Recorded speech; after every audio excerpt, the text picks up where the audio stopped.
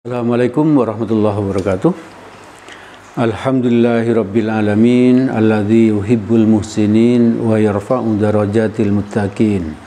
Asyhadu an la ilaha illallah wahdahu la syarikalah wa asyhadu anna Muhammadan abduhu wa rasuluh la nabiyya ba'dah.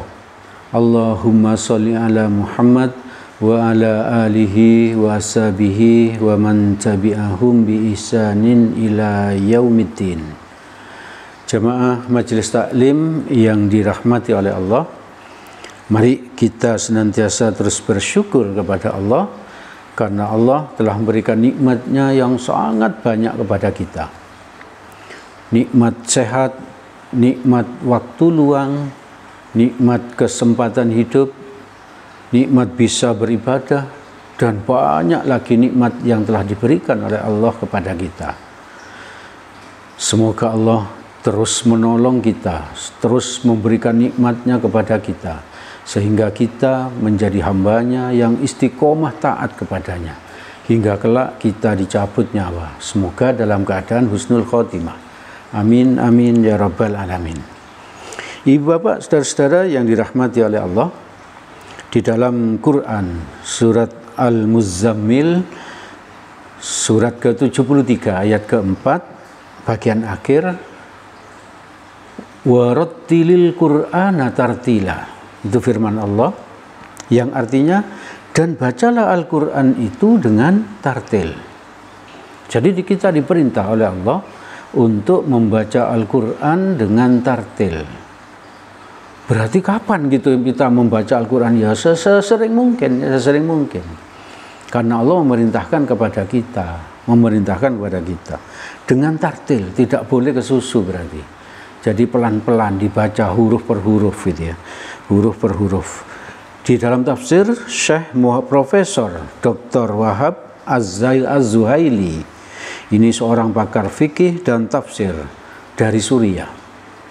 Beliau berkata, bacalah Al-Quran itu dengan perlahan.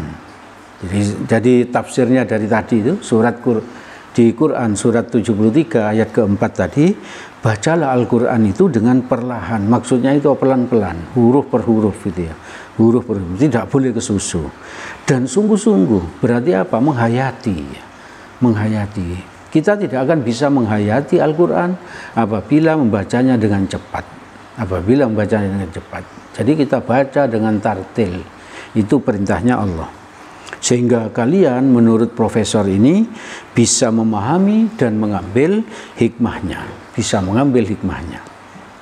Ibu bapak, saudara-saudara yang dirahmati oleh Allah, agar kita termotivasi untuk sering membaca Al-Quran dengan tartil, maka berikut ini saya sampaikan keutamaan dari orang membaca Al-Quran.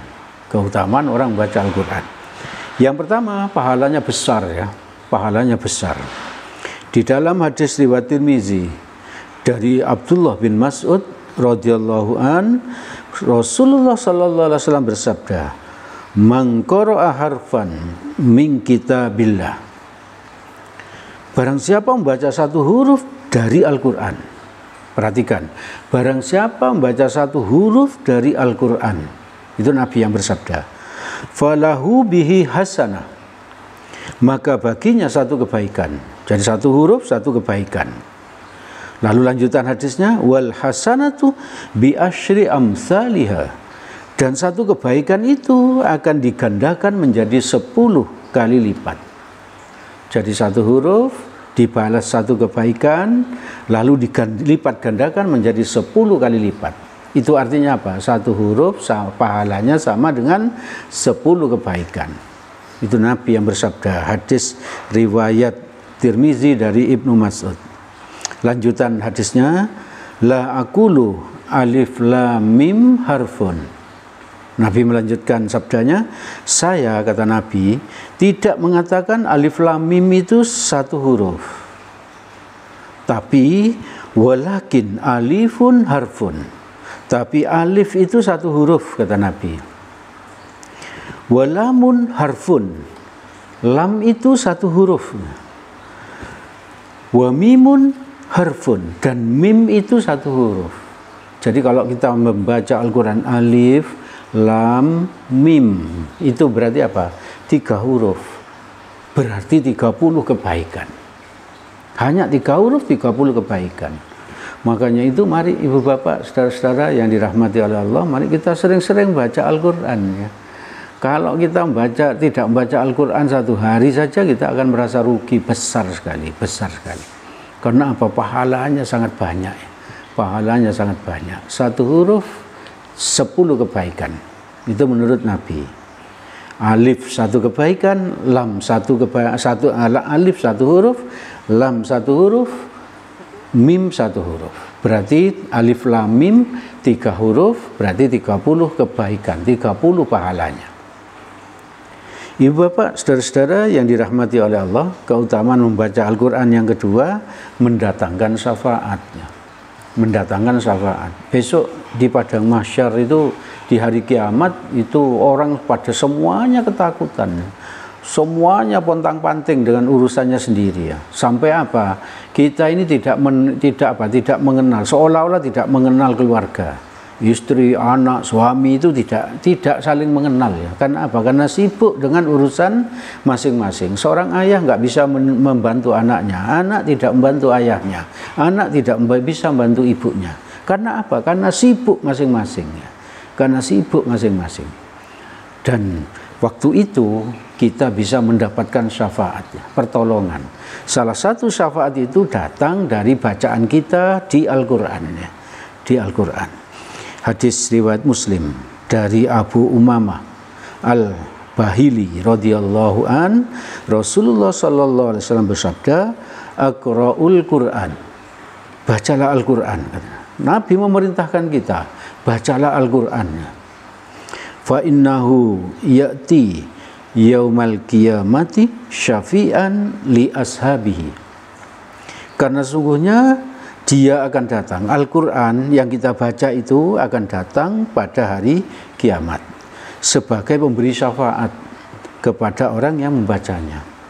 Jadi kalau kita sering-sering baca Al-Quran, maka pertolongan Allah lewat bacaan kita Al-Quran itu akan semakin banyak ya.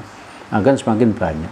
Sehingga peluang bagi kita untuk selamat waktu itu di padang mahsyar, selamat dari hisabnya Allah, dan selamat dari siksa api neraka karena bacaan kita yang sangat banyak ya. Karena bacaan kita yang sangat banyak. Oleh karena itu ibu bapak, saudara-saudara yang dirahmati oleh Allah, mari kita perbanyak bacaan Al-Quran kita. Sekarang sudah tidak sulit untuk mendapatkan Al-Quran. Santai-santai sambil tiduran kita buka HP, kita buka aplikasi Al-Quran, kita baca Al-Quran gitu ya. Tidak harus seperti dulu kita buka mushaf dan seterusnya. Buka mushaf itu sangat bagus, tapi untuk memperbanyak bacaan kita Al-Quran bisa dipermudah dengan cara apa? Baca melalui HP gitu. Ibu bapak, saudara-saudara yang dirahmati oleh Allah, keutamaan membaca Al-Quran yang ketiga sebetulnya sangat banyak ya. Tapi pada kesempatan ini saya sampaikan 3 saja ya, untuk memotivasi kita agar memperbanyak bacaan Al-Quran. Yang ketiga, membaca Al-Quran itu adalah amalan yang sangat dicintai Allah. Sangat dicintai Allah. Dari hadis riwayat Baihaqi dari sahabat Nabi, Habab bin Al-Ard berkata. Jadi Habab ini yang berkata, bukan Nabi. Hadis yang seperti ini apa boleh? Boleh ya. Karena apa? Habab ini berkata, tapi Nabi membiarkan. Itu menunjukkan apa? Nabi membenarkan apa yang dikatakan Habab ya. Apa yang dikatakan sahabat. Apa kata Habab tadi itu? Beribadahlah kepada Allah semampumu. Dan ketahuilah bahwa sesungguhnya kamu tidak akan pernah beribadah kepada Allah dengan sesuatu yang lebih dicintainya dibandingkan membaca Al-Quran. Ini artinya apa? Kalimatnya Habab ini yang diiyakan oleh Nabi, yang disetujui oleh Nabi adalah apa? Bahwa membaca Al-Quran itu adalah amalan yang sangat dicintai Allah. Amalan yang sangat dicintai Allah. Ibu bapak, saudara-saudara yang dirahmati oleh Allah, bagaimana kalau kita itu membacanya belum mahir ya? Belum mahir. terus belajar ya, terus belajar membaca Al-Quran. Anak-anak belajar, remaja belajar, orang tua belajar. Agar apa? Agar baca Al-Qurannya mahir, sesuai dengan apa? Dengan huruf-hurufnya ya. Huruf harus dibaca begini kita tahu, sesuai tajwidnya. Itu kita pelajari ya. Kalau belum bisa, tidak apa-apa, terus baca ya, terus baca, tapi terus belajar, terus belajar. Kenapa saya bilang tidak apa-apa dan terus baca? Ini ada hadis riwayat Bukhari Muslim dari Aisyah radhiyallahu an, Rasulullah sallallahu alaihi wasallam bersabda, orang yang membaca Al-Quran dan ia mahir, lancar, tajwidnya bagus, bacaan huruf-hurufnya bagus, maka dalam membacanya menurut Nabi, maka ia akan dikumpulkan bersama para malaikat yang mulia lagi berbakti. Jadi kalau bacaan kita itu lancar, bagus, tajwidnya bagus, maka apa? Kita akan dikumpulkan bersama malaikat di surga pasti ya. Kumpul bersama malaikat itu di surga. Lalu lanjutan sabdanya Nabi, sedangkan orang yang membaca Al-Quran dan ia masih terbata-bata, belum fasih ya, belum fasih dalam membaca, maka ia akan mendapat 2 pahala. Jadi walaupun tidak fasih membaca, bahkan mungkin salah karena belum bisa ya, maka tetap kata Nabi dapat 2 pahala. Dapat 2 pahala. Maka teruslah belajar, teruslah membaca Al-Quran.